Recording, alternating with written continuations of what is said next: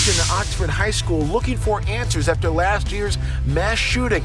But the board went into a closed-door meeting and that left even more questions. The story coming up.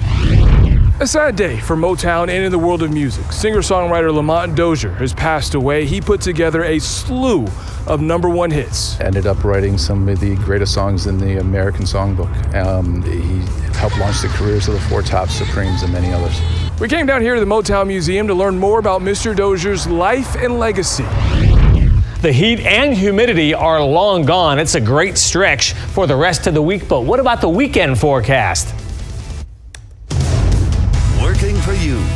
Fox 2 News at 10 starts now.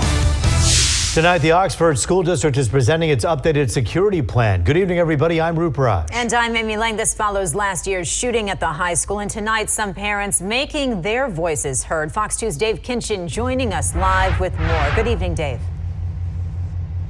Amy, good evening to you. That meeting is still going on. It's a pretty packed house. School district officials did present their plan talking about security upgrades, but many parents say after all these months, they still have questions about that shooting that took place in the first place. Parents gathered inside Oxford High School for a board meeting as officials presented their plan for updated security, including more cameras, added weapons detection systems, and more. But when the board left for a closed-door session to talk with attorneys, many were left with more questions than answers. It's been really hard seeing all this, and nothing's changing. Isabel Agan was going to be a senior at Oxford High, but had not been back to the school since the shooting until tonight. I can't bring myself to believe that anything's going to change either. I can tell you from my experience between what I've seen go through with my daughter and, what I go through. I don't want anybody to do this and have to go through this. Parents say they wanted to hear more about a lawsuit that says a security guard could have done more to save at least one of the shooting victims last year. And they want to know about a video that allegedly shows the security guard passing by shooting victims and at one point thinking one victim was wearing really good training makeup, only to realize it might have been real later, according to the attorney for the victims' families. There's parents in there who say they want board members to resign. Are you in that crowd? Oh, absolutely. Absolutely. I'm not going to say every single one of them. Parents say after all this time, they still need to know more. Let's bring in some people who can tell us the truth, who can make the right decisions for our kids. Well, the superintendent released a statement recently that said an outside review from security experts confirms that staff responded in a way that reduced additional harm and loss of life. They say they are confident the investigation and a third-party review will bring all facts to light. Reporting live in Oxford, Dave Kinchin, Fox 2 News. Well, Dave, we know there have been other offers for that third-party review. Attorney General Dana Nessel had offered to do it. The school system said no. Many parents just say there is a real lack of transparency here. Yeah, and that's exactly what we're hearing in the meeting, especially after the board members went into that closed-door session. A lot of questions, including those that they want board members to answer. We'll see if they get those answers. Thank you so much, Dave Kinchin. Appreciate you. Yep. Roop? Well, Pontiac City Council has voted unanimously to seek a criminal investigation into former Mayor Deirdre Waterman. At tonight's meeting, council members passed a resolution to submit findings of a forensic audit to the U.S. Attorney's Office for possible criminal charges. Former Mayor Waterman is accused of unapproved spending, including personal expenses, a trip to New York City, farewell parties, and hand-picked personnel on city payroll. The total cost to taxpayers about $1.6 million. Ahead of council's vote, Waterman herself spoke, calling out her successor, Mayor Tim Grimal. It is sad that Mayor Grimal started off the very first day of his term as mayor with personal attacks against me. I was the first strong mayor ever to be reelected to Pontiac because of my long record of integrity, humanity, and service to the city. I always did the right thing for Pontiac, and I shouldn't be persecuted at the personal political vendetta of Tim Grimal. The findings of the audit were presented last week, following which Mayor Grimal then fired the city's financial director. Grimal says over a dozen former city employees met with the auditors, but Waterman refused to be interviewed. Well, Rupert is a rare and aggressive brain tumor impacting children, and right now there is no cure. Yeah, sadly, that's the case, and that's why one local family, Amy, is fighting so hard to help their precious 3-year-old daughter. Fox 2's Dave Spencer joins us with that story. Dave. Yeah, this couple from Harrison Township has spent the last week going from hospital to hospital, doctor appointment after doctor appointment, sometimes multiple times in one day, all after learning that their 3-year-old daughter has an inoperable brain tumor. And despite those odds, they continue to fight. When you know something's wrong with your kid, you push and you don't stop, and you make people listen to you. It's that motherly instinct that brought April Malik and her husband, Justin Pollard, to this point. But once you start reaching out, I mean, you realize the one thing in this life stronger than fear is hope. Fear that started upon learning their 3-year-old daughter, Elowen, has brain cancer.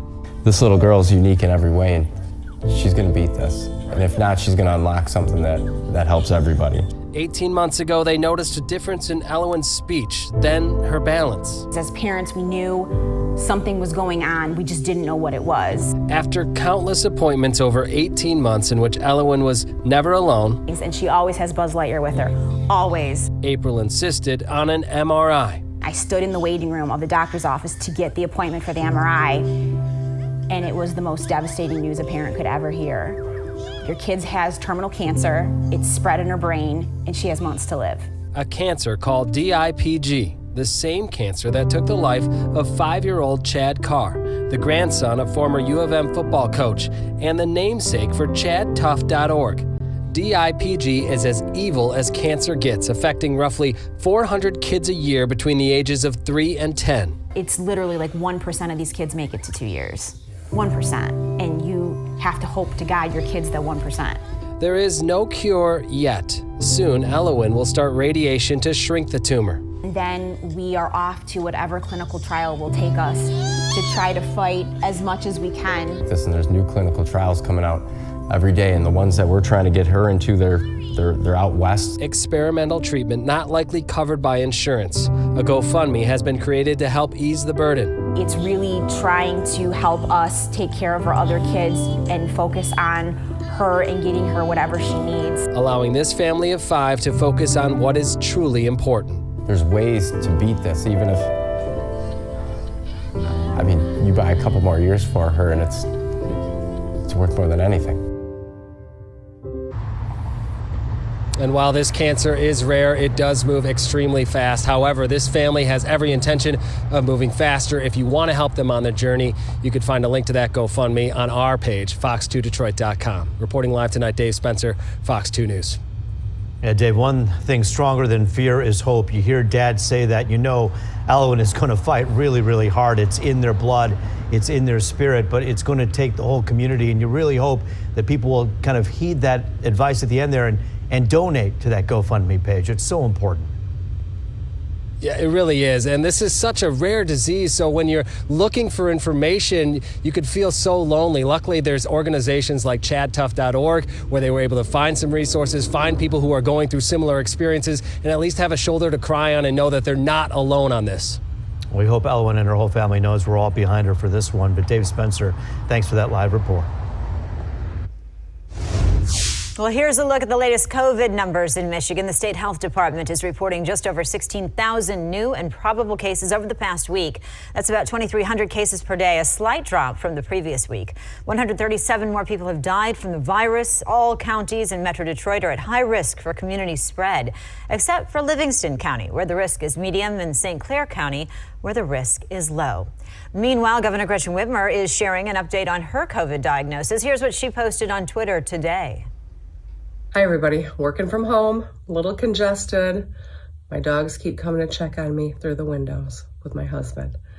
But just working through the day, a little more casual than usual, but keeping up the schedule and just wanted to check in. So many people getting COVID right now. Whitmer says she's experiencing mild symptoms, but she's grateful to be vaccinated and twice boosted.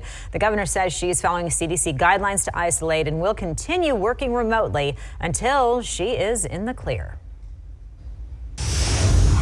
I switch things up, talk about the weather. Sunshine, cooler temps. It's the stuff dreams are made of after that really, really hot, stifling heat that we've been dealing with. Oh, the humidity, but it is nice out there now. Weather Authority Rich Luderman here with a first look at the forecast. Amy Roop, much more comfortable tonight, less heat, less humidity. That's the trend right into the weekend. Daytime highs today with sun and clouds, 82 here, 80 in Kalamazoo.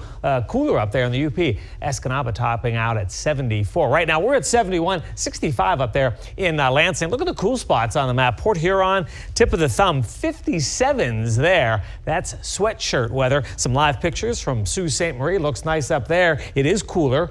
For us, down to 62. We'll call it pleasant for the rest of tonight. And then this great stretch continues. No return of any humidity. Perhaps a stray shower down the road on Sunday. A full check of the 7-day coming up in 20. Roop, Amy, back to you.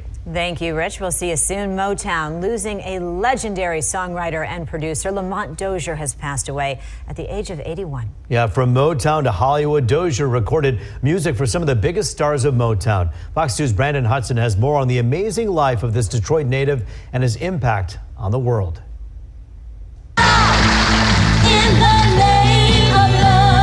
It's one of the many Motown classics you just can't get out of your head after the first line. That iconic sound, those timeless lyrics. Lamont Dozier may not have been one of the many faces or voices of Motown, but his songwriting made him an unsung hero.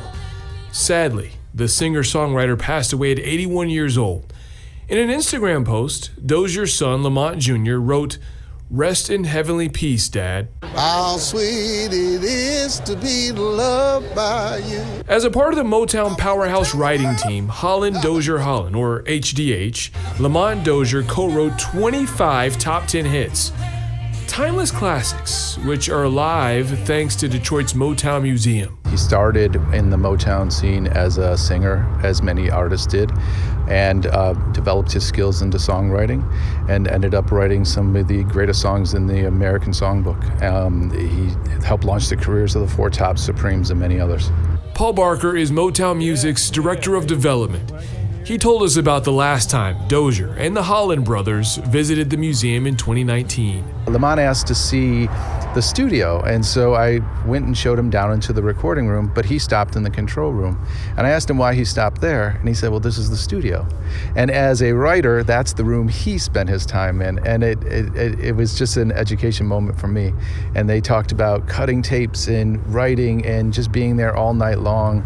The stories they told are, and still tell, are phenomenal. On Saturday, Motown Museum will host its Founders Day. It'll be a chance for people to come down here and see some of the old school and new school talent. They can also pay their respects to Mr. Lamont Dozier. In News Center, I'm Brandon Hudson, Fox 2 News. He's the former head of the FBI in Detroit, and he's got a lot to say about a recent raid. Do you think the Attorney General maybe signed off on this? I would be stunned if the Attorney General and the Director of the FBI did not sign off on this. More coming up. Tonight on The Edge, a shopper is accused of attacking a Meijer cashier. Grabbed her by the hair, threw her to the ground, repeatedly punched her. It was so violent, actually, there was a clump of the victim's hair on the ground that our deputies recovered. What sparked that outburst? The cashier told the woman she had too many items for the self-checkout station. It's not worth it. It wasn't worth it. Yeah, it's never that serious. Just pay for your items and go. Now that shopper is on the run. Do everything we can to hold that person accountable, but we need your help. That's tonight on The Edge.